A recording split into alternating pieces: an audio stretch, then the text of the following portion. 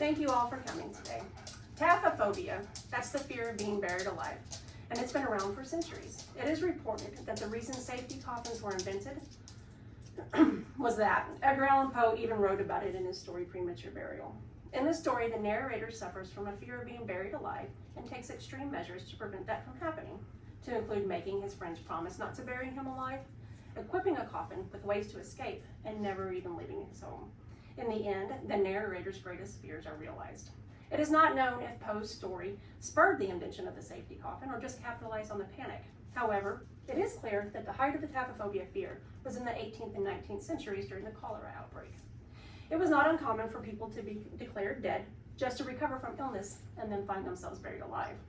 Several stories tell us about instances where people did indeed get buried alive. History Insights reports about a woman in England in 1674 named Alice Blunden. One evening, Alice was drinking poppy tea, which contains opiates. Apparently, Alice drank a bit too much and fell unconscious.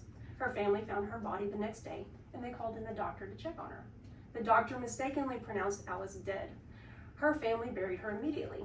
2 days later, some children playing in the graveyard where she was buried heard some screams coming from her burial plot. Upon investigation, they found Alice was indeed still alive.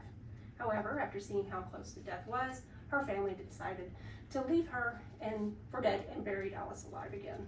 Another instance of mistaken death was in Buncombe County, North Carolina in 1885. The National Museum of Funeral History states that this man was only named as Jenkins.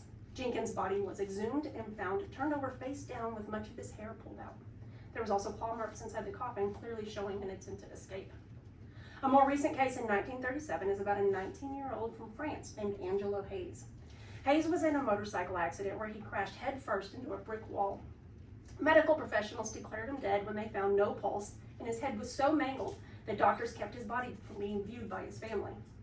Hayes was buried 3 days later. After an issue with the insurance company, the body was exhumed 2 days after the funeral. Much to the surprise of the investigators, Hayes' body was still warm. Apparently, his body was in such trauma from the accident that it put itself into a deep coma and required very little oxygen to live. Hayes was then treated by medical professionals and went on to make a full recovery. Not surprisingly, it is reported that Hayes invented his own version of the safety coffin. The first president of the United States even had the same fear. History tells us that George Washington ordered his doctors to wait 3 days after his death before burying him because he was afraid of being buried alive. These fears sparked the need for the invention of the safety coffin. The first safety coffin was built and patented in 1792. It had an air tube that allowed fresh air in. It was locked instead of being nailed shut, and the person was buried with 2 keys, one for the coffin and another for the door to the tomb.